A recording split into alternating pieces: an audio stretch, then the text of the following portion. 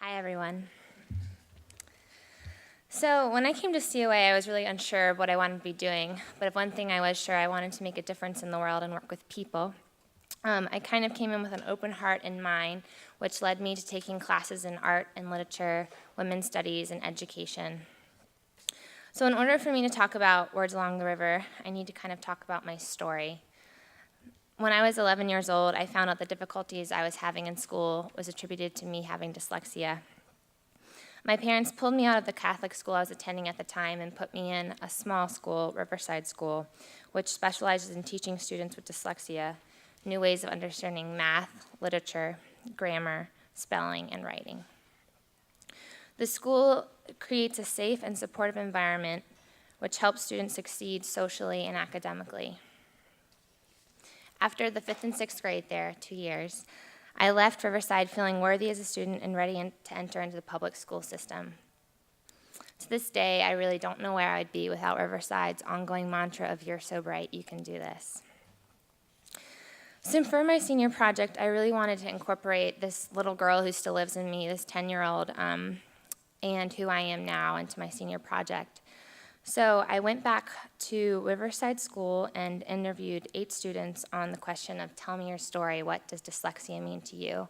Where have you come? And tell me about your experience in your old school. And really the goal of my senior project was to show the gifts and intellect that each student had and still has at Riverside. So I'm going to go through the slides of each student that I interviewed. This is Grace. And basically with the interviews, what I did was I picked out the spark lines that shined for me and used them with the portrait to kind of reflect in the portrait a narrative with the quote.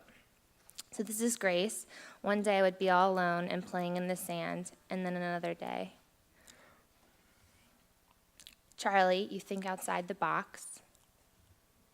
Megan, we're no different. We're all human. If we could just tell everyone that, we wouldn't have this problem.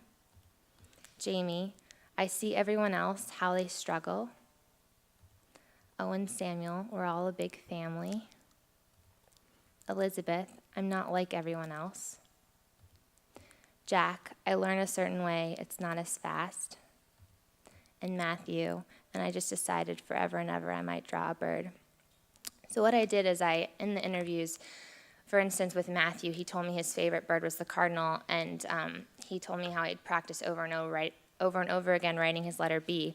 So what I did in the charcoal drawing was I drew cardinals flying around him, and the story and the narrative is that the cardinals are helping him write his B's. So it's really this charcoal drawing and the creative narrative and the quote from the child that all reflect each other and go together. And for me, this project really wouldn't be complete without my own piece added in. This is me when I'm 11 years old at Riverside School, and I'm typing in class, learning how to type without looking at my fingers. And as you can see, I am looking at my fingers. And I would like to share with you all that portion of narrative that I wrote of myself, reflecting on that 11-year-old. I remember placing the number 2 pencil down hard into the wide-line notebook paper. So hard that when I erased, I could still see a shadow of the previous word. I remember how quickly my pencils became dull and the erasers disappeared. Barely any of my pencils had erasers. I remember pretending I knew the answers with my mom when she quizzed me. I made them up. I remember laughing when she figured out my lies. I remember wearing my black and white checkered uniform at Our Lady of Lourdes. I remember sitting Indian style with a group of my peers during religion class. I remember the teacher calling on each student to read. I remember the dread when she called my name.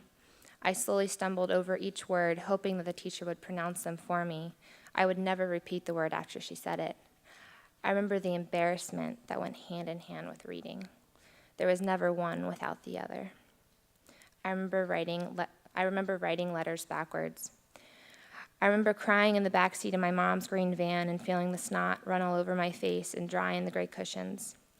I remember feeling small and hating school with every part of my body. And then the other portion that I did for my senior project is a portrait of me now. This is actually right off the shore path. And then also a narrative piece that goes along with this portrait. So this is called Continents in Water. As I sit on my first continent of life, the hard eraser goes down on my paper, which has created thousands of little pink pieces across my desk. They look like little worms, crawling away from me just like all the answers. The blank quiz still exists. Time is too slow, my body is tense, and I feel like the question I'm trying to answer is, why am I so dumb? Another terrible grade for this 10-year-old, and yet the reality started to settle then. There's more heart to life than this. The continent breaks. At this point, I have many land masses floating in my waters of life. I'm 21 and I decide to conquer a new world.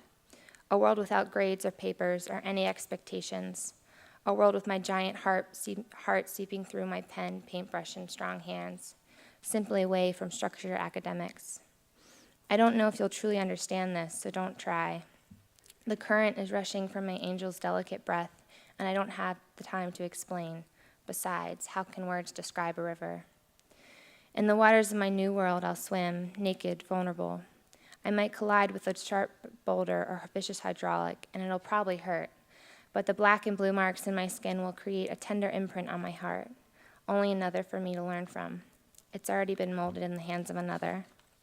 Yes, I'm talking to you.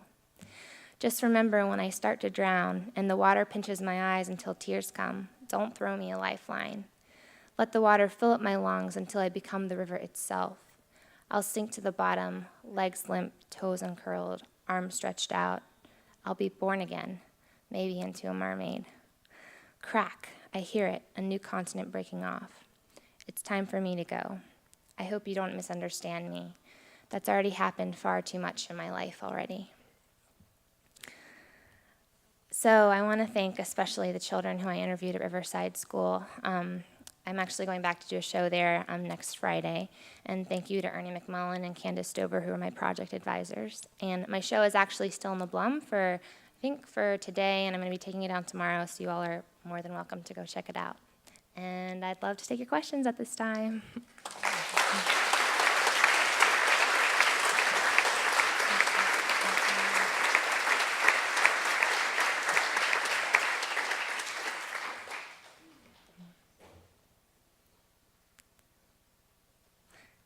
Yes.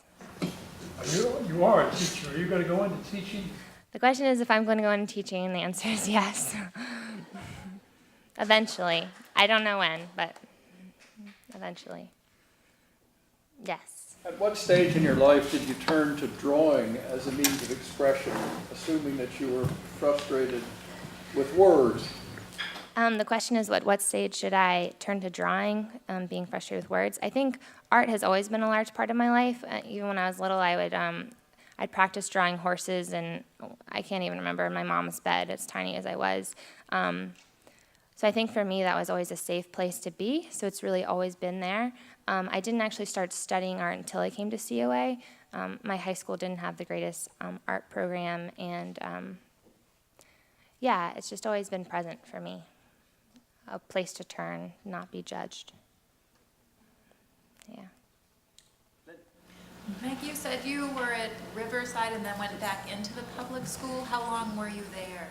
The question is how long I was in the public school system, and I left Riverside in the 6th grade, and from the 7th till my senior year in high school, I was there, so like 7, 8, 9, 10, like 6 or 7 years. Yeah. Thank you.